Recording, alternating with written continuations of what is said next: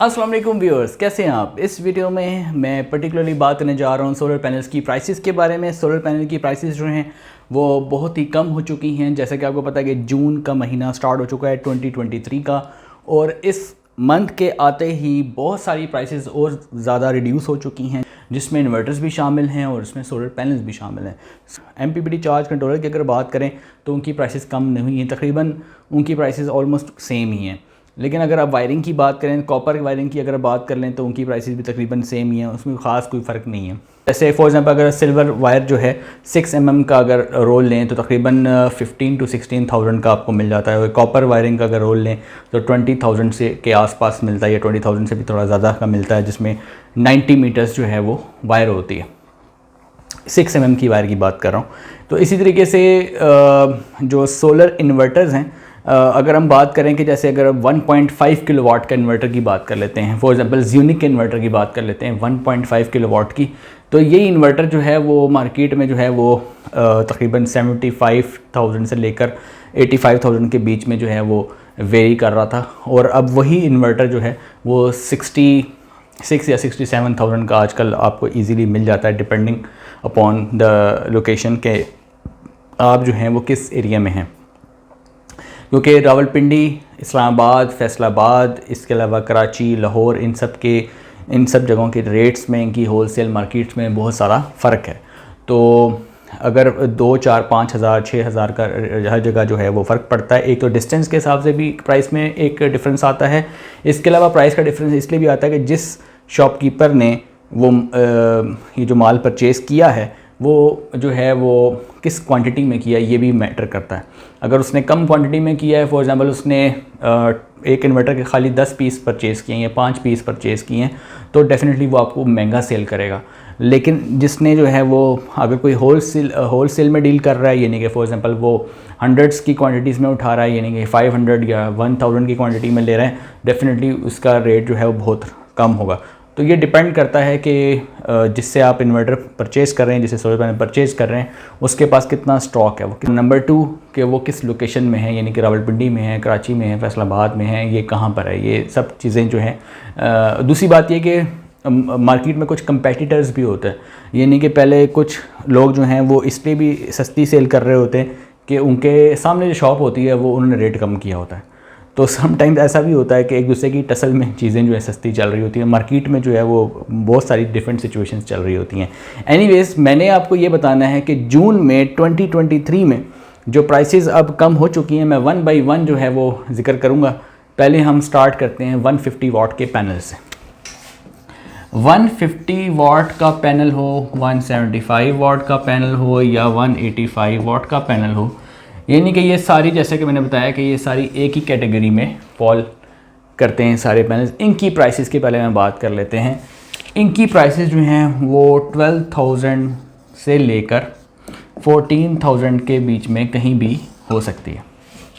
जून में 2023 में अब ये मैंने आपको पहले बता दिया कि प्राइसेस किन किन चीज़ों पर डिपेंड कर रही होती है, तो इसके दरमियान में कोई भी वैल्यू मिल सकती है, कोई भी प्राइस आपको इसके दरमियान में मिल सकती है मार्केट में। अब हम बात करते हैं दूसरी कैटेगरी की, जो है 250 वाट्स का पैनल। 250 वाट्स का पैनल जो है वो किस प्राइस में मिल रहा है जून 2023 में। 250 वाट्स का जो पैनल है वो मिलता है ऑलमोस्ट 23,000 से लेकर 25,000 के दरमियान में। इसके दरमियान में कोई भी इसकी प्राइस हो सकती है। फिर हम बात कर लेते हैं इससे जो नेक्स्ट कैटेगरी है वो है 380 वाट्स का। ये 250 नहीं बल्कि 280 कर लें इसको, ये 280 वाट्स और ये 380 वाट्स। 380 वाट्स का जो पैनल है इसकी जो प्राइस है वो तकरीबन 27,000 से लेकर 30,000 के आसपास हो सकती है। डिपेंड करता है कि कहाँ से आप परचेज़ कर रहे हैं, ठीक है, और कौन सा पैनल है, किस कंपनी का है डेफिनेटली। तो ये सारी चीज़ें जो हैं वो मैटर करती हैं। और फिर सिंगल ग्लास है या डबल ग्लास है, फिर इसके अलावा ये डॉक्यूमेंट्स वाला है या विदाउट डॉक्यूमेंट्स वाला है, मतलब बहुत सारी चीज़ें होती हैं। उन सब को देख के ये प्राइस जो है वो डिसाइड होती है। डॉक्यूमेंट्स वाले पैनल्स की जो प्राइसेस तो डेफिनेटली ज़्यादा होती है। फिर आप बात कर लेते हैं 380 वाट्स के पैनल के बाद अगर हम बात करें तो पैनल की कैटेगरी आती है 450 वाट्स।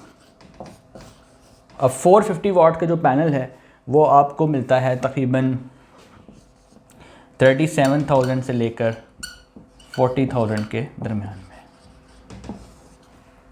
ये इसकी प्राइस रेंज है।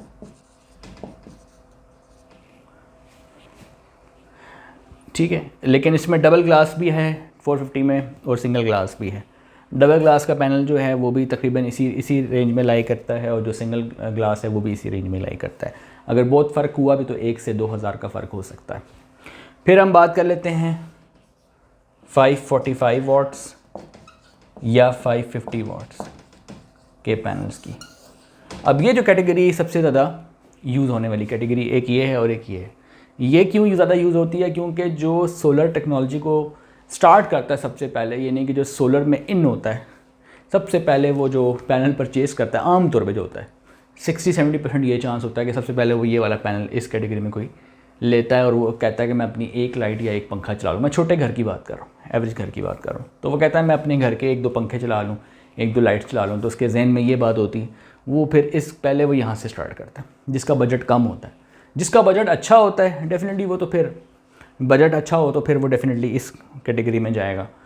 और 550 वाट्स में जब पैनल्स होते हैं, अगर फॉर एग्जांपल आप एक पैनल ये 550 वाट का बराबर है कि आप इस तरह के 4 यूज़ कर लें।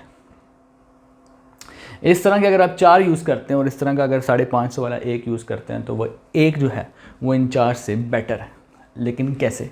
टेक्निकली कैसे? टेक्निकली ऐसे कि जब आप 150 वाट्स का पैनल यूज़ करेंगे तो आप उसके साथ PWM चार्ज कंट्रोलर इस्तेमाल करेंगे डेफिनेटली। अब PWM चार्ज कंट्रोलर की जो एफिशिएंसी है तकरीबन 70-75% होती है।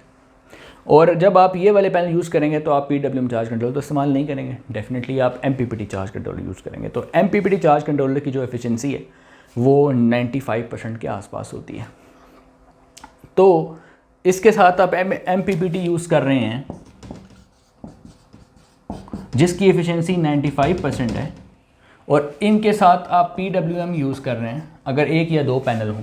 देखें, अगर 1 से लेकर 3 पैनल हों तो PWM चार्ज कंट्रोलर यूज़ करें, आप बिल्कुल यूज़ करें। इसकी एफिशिएंसी 75% के आसपास आपको मिलेगी।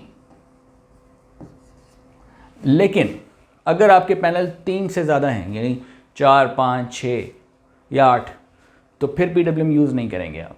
फिर आप इन पैनल्स के साथ MPPT यूज़ करेंगे। फॉर एग्जाम्पल आपके पैनल 4 हैं, 5 हैं, 6 हैं, 7 हैं, 8 हैं, 4 से 8 के दरमियान कोई भी हैं, 10 हैं, तो आप डेफिनेटली MPPT के पास जाएंगे। चार्ज कंट्रोलर आपने MPPT यूज़ करना है। फिर आपने ये नहीं देखना कि वो सस्ता है और ये महंगा है, फिर सस्ता महंगा नहीं देखना। कि सोलर की टेक्नोलॉजी एक्सपेंसिव ज़रूर है क्योंकि रीन्यूएबल एनर्जी रिसोर्स है, मगर अगर हम बाकी रीन्यूएबल एनर्जी रिसोर्सेज को देखें जिसमें विंड एनर्जी है, बायोमास एनर्जी है, ठीक है, इसी तरह ये सोलर है, इनमें अगर हम देखें, या फॉर एग्जांपल आप टाइडल एनर्जी ले लें, ठीक है, ये सारी रीन्यूएबल है। रीन्यूएबल में से सबसे चीपेस्ट जो है वो सोलर है। सोलर में आप स्टार्ट में इन्वेस्टमेंट करते हैं और वो इन्वेस्टमेंट आपकी अगले 2 से 3 सालों में पूरी हो जाती है। 3-4 साल के बाद जब आपके जो पैसे लगाए हुए पूरे हो जाते हैं, आपको वापस मिल जाते हैं, तो फिर आपका जो है अब जो आने वाला टाइम होता है वो फ्री होता है। यानी अगर फॉर एग्जांपल 25 ईयर्स जो है वो सोलर पैनल्स की लाइफ होती है, 25 साल। कोई भी पैनल ले लें, चाहे B ग्रेड पैनल भी ले लें, विदाउट डॉक्यूमेंट वाला पैनल भी ले लें, तो 10-15 साल तो आराम से चलता है। तो अगर वो पहले 2 साल में आपके पैसे पूरे कर देता है जितने का आपने वो लिया, तो अगले 8-10-15 साल तो वो आपको एक फ्री एनर्जी प्रोवाइड कर रहा है कि नहीं कर रहा? बिल्कुल कर रहा है। तो इसीलिए हम सबको सोलर एनर्जी पर शिफ्ट हो जाना चाहिए। सोलर एनर्जी पे जो जल्दी शिफ्ट हो जाएगा पाकिस्तान में, वो आगे जाकर इस बात का अपने मेरे ख्याल में शायद शुक्र अदा करेगा कि मैंने वक्त पर मुझे समझ आ गई और मैंने इसकी तरफ बहुत जल्दी मैं चला गया। वरना इलेक्ट्रिसिटी के जो बिल्स हैं वो इतने ज़्यादा इंक्रीज़ होते जाएंगे कि जब लोग सोलर की तरफ आगे जाके उनको समझ में आएगी तो शायद उस वक्त सोलर बहुत महंगा हो चुका हो। बढ़ती हुई इन्फ्लेशन से ये अंदाज़ा लगाया जा सकता है कि आने वाले 5-10 सालों के बाद शायद सोलर टेक्नोलॉजी जो है वो एक आम बंदे के बस से बिल्कुल ही बाहर हो जाए। अभी तो फिर भी शायद आप छोटा मोटा सिस्टम लगा सकते हैं, यानी कि अगर आप बिल्कुल लो बजट रखते हैं तो आप इस सिस्टम से स्टार्ट कर सकते हैं और अगर आप एक मीडियम लेवल का बजट रखते हैं तो आप इन पैनल्स के ऊपर भी जा सकते हैं। और अगर आप अच्छे बजट रखते हैं, अगर अल्लाह ताला ने अगर आपको अच्छा जो है वो नवाजा है, तो आप 550 वाट्स के बहुत सारे पैनल्स यूज़ कर सकते हैं। 3 kilowatt, 5 kilowatt, 10 kilowatt, 15 kilowatt, 20 kilowatt, need requirement के मुताबिक आप सिस्टम इंस्टॉल कर सकते हैं। सिचुएशन ये है कि जहाँ पर लोड शेडिंग पाकिस्तान में ज़्यादा है वहाँ पर लोग जो है वो ऐसा सिस्टम चाहते हैं कि वो ऑफ ग्रिड भी काम करें, और जहाँ पर सिस्टम जो है वो ऐसा है कि वहाँ लोड शेडिंग वगैरह का सिलसिला नहीं है, तो वहाँ पर ऑन ग्रिड सिस्टम ज़्यादा कामयाब है, जो बैटरीज़ के बगैर होता है। और ऑन ग्रिड सिस्टम में नेट मीटरिंग जो है वो की जाती है, जिसमें बाई डायरेक्शनल मीटर जो है वो घर में इंस्टॉल किया जाता है, और आप जो है वो वापडा से यूनिट्स जो हैं वो ले भी रहे होते हैं और वापडा को यूनिट सेल भी कर रहे होते हैं। लेकिन याद रखिएगा कि नेट मीटरिंग के लिए 3 फेज़ मीटर का होना ज़रूरी है, और दूसरी इसकी एक और शर्त भी है, अर्थिंग का होना भी आपके घर में ज़रूरी है। और तीसरा जो है वो कम से कम जो है वो 5 किलोवाट का सिस्टम अगर आप लगाते हैं तो फिर आप जो हैं वो नेट मीटरिंग के लिए अप्लाई कर सकते हैं। तो कुछ पाकिस्तान में ऐसे इलाके भी हैं जहाँ नेट मीटरिंग की सहूलत मौजूद नहीं है।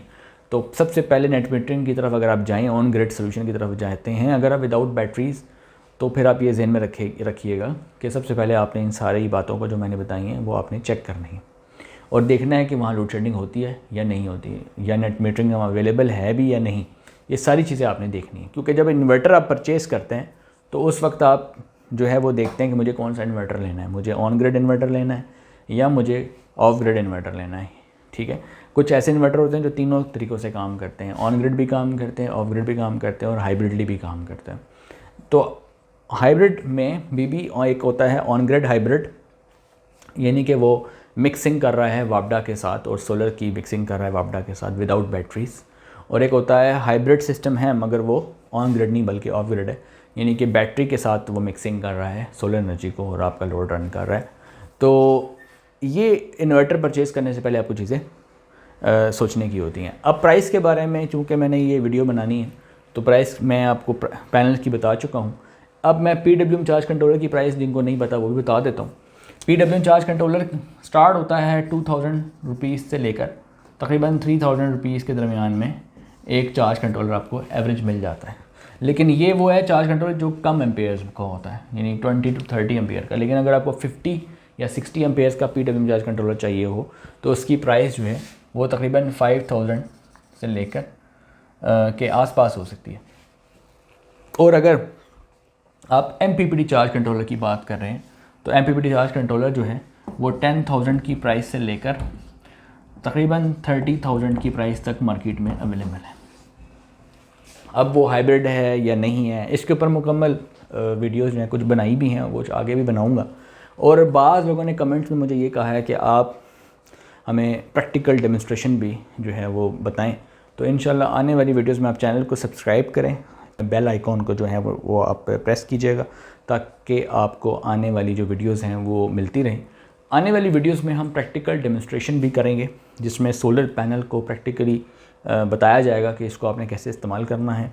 अगर आपको बिल्कुल भी कुछ नहीं पता सोलर एनर्जी के बारे में या सोलर पैनल के बारे में और आप बिल्कुल इसमें एक न्यू कमर हैं तो डेफ़िनेटली आप इन वीडियो से बहुत कुछ सीखेंगे और सीखना भी चाहिए, क्योंकि जो टेक्नोलॉजी जो है वो इन होती जा रही है उसके बारे में नॉलेज रखना बहुत ज़रूरी है। आल्दो ये सारी बातें किताबों में नहीं मिलती, ये सारी बातें एक्सपीरियंस से जो है वो मिलती हैं। वक्त के साथ साथ इंसान एक्सपीरियंस करता रहता है, वो एक्सपीरियंस के साथ इंसान सीखता रहता है। कुछ चीज़ें इंसान को मार्केट में विज़िट करके पता चलती हैं, कुछ चीज़ें इंसान को प्रैक्टिकली वो इम्प्लीमेंट करके पता चलती हैं, कुछ चीज़ें नुकसान करके इंसान सीखता है, कुछ चीज़ें इंसान किताबों से सीखता है, कुछ इंसान दूसरों से सीखता है। तो ये सीखने का अमल जो है वो हमेशा जारी रहता है। वीडियोज़ जो हैं जो भी आपको मिलती हैं वो सदक़े जारिया समझ के दूसरों को शेयर किया करें ताकि ये नॉलेज सोलर की जो टेक्नोलॉजी की नॉलेज हो या कोई भी नॉलेज हो, टेक्निकल नॉलेज हो, वो दूसरों तक पहुँचे और जिनको नहीं पता उन तक ये सारी बातें पहुँचे और वो इससे इस्तिफ़ादा हासिल कर सकें। हम आपको ये भी मैं आपको नेक्स्ट वीडियो में जो है वो हम कुछ डेमोन्स्ट्रेशन भी करेंगे। मैं आपको इन्वर्टर जो है उसका इस्तेमाल करना भी सिखाऊंगा कि इन्वर्टर को कैसे इस्तेमाल करते हैं, फिर एक में मैं आपको charge controller PWM charge controller इस्तेमाल करना सिखाऊंगा। फिर एक में मैं आपको PWM चार्ज कंट्रोलर इस्तेमाल करना सिखाऊंगा। फिर मैं कहूँगा बैटरी को कैसे चार्ज करते हैं, बैटरी को कितना चार्ज करना चाहिए। इसके अलावा बहुत सारी चीज़ें भी आने वाली वीडियोज़ में आपको मिलेंगी। तो वीडियो को लाइक करना और शेयर करना ना भूलिएगा। मिलते हैं नेक्स्ट वीडियो में, तब तक के लिए अल्लाह हाफ़िज़।